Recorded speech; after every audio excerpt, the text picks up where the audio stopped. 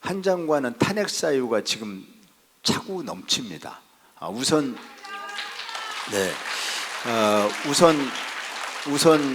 그 이제 탄핵이라는 것은 헌법과 법률 위반을 탄핵 사유로 하고 있습니다. 우선 헌법과 법률 위반 첫 번째, 한 장관이 헌법 법률 위반한 것은 국회가 작년에 검사의 직접 수사권을 축소해라라는 취지로 법을 개정했습니다. 입법을 한 것이죠. 국회가 입법을 하면 그걸 집행하는 곳이 행정부입니다. 그 집행에 필요한 세부적인 사항을 이른바 시행령이라고 부릅니다. 대통령령이다, 무슨 부령이다, 이렇게 령 또는 규칙 이렇게 이름하에 만드는 시행령이 있는데, 이 시행령으로 법이 위임한 범위 내에서 그 세부 사항을 규율하게 되어 있는데, 입법 내용은 검사의 직접 수사권을 축소하라고 하는 것이 입법 내용인데, 한동훈 장관이 시행령으로 검사의 수사권을 무한대로 늘려놨습니다. 이게 사실은 너무 어처구니 없는 일이죠. 이런 것이 탄핵 안 당하면 뭐가 탄핵 사유입니까? 그래서 이거는 너무 엄청난 헌법 위반이고 법률 위반이거든요. 이게 명백한 탄핵 사유인데, 그런데 그 당시에 한 장관이 그 국회 입법이 잘못됐다 이러면서 이걸 주장하면서 헌재의 권한쟁의 심판을 청구했어요. 말이 어려워서 권한쟁의 심판인데 어쨌든 국회가 잘못한 거다 이걸 주장했어요. 근데 헌재 결과가 뭡니까? 아니야, 국회 잘못한 거 하나도 없어, 네가 잘못한 거야. 이래서 한 장관의 그 권한쟁의 심판은 기각돼 버렸습니다. 그때 그 한 장관을 빨리 탄핵시켜야 한다고 주장한 의원들의 입장에 대해서 이른바 신중론이니 역풍이니 이렇게 말씀하시는 분들이 그 권한쟁의 심판에서 헌재 기각되고 나면 그때 보자 이렇게 얘기했어요. 근데 기각되고 나서는 또 뭐 어쩌고 흐지부지 넘어가고 있습니다. 우선 그것이 큰 탄핵 사유이고요. 두 번째는 여러분, 한 장관이 대한민국의 삼권 분립 체계를 근간을 흔들고 있습니다. 삼권 분립은 헌법의 기본 정신입니다. 세상에 어떤 행정부의 국무위원이, 어떤 행정부의 장관이 국민에게 권한을 위임받아서 국민을 대신해서 장관에게 질의하는데 그 질의에 대한 질의 취지에 맞는 답변을 하는 게 아니라 엉뚱한 얘기로 질문한 사람을 공격하려고 하고 있어요. 이런 장관은 지금까지 없었습니다. 이게 바로 헌법 위반한 겁니다.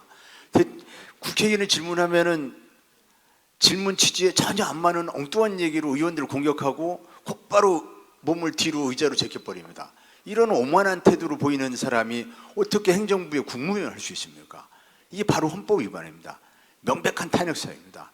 마지막으로는 세 번째, 최근에 한 장관이 전국을 돌면서 사실상 선거운동을 하고 있습니다. 지금까지 어떤 장관이 전국을 돌면서 선거운동한 장관이 있습니까? 이 공무원의 정치적 중립을 명백하게 위반했습니다.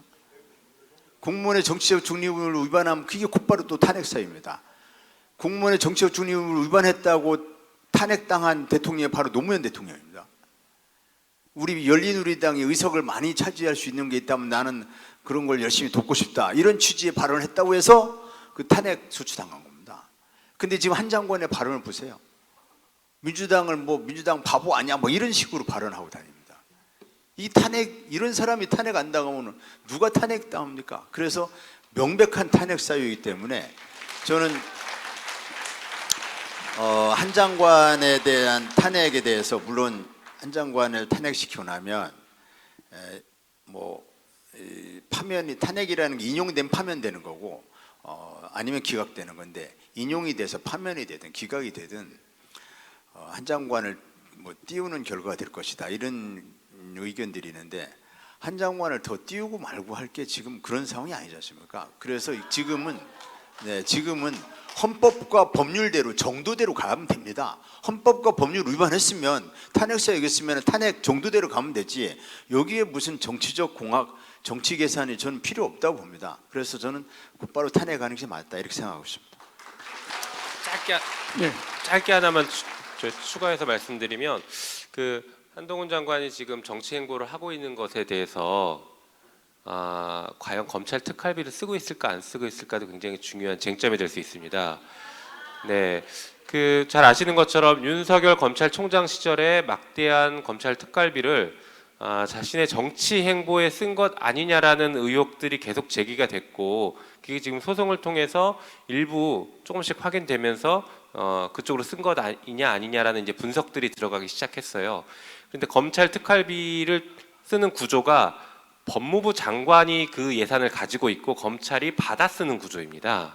그러다 보니까 한동훈 장관이 자기 쌈짓돈처럼 쓸 수 있는 구조가 여전히 남아 있는 것이에요. 그래서 지금 검찰의 특활비를 혹시 장관이 쓰고 있는 것 아닌지에 대해서도 저희 발빠르게 검증이 필요한 상황이라고 말씀드리겠습니다.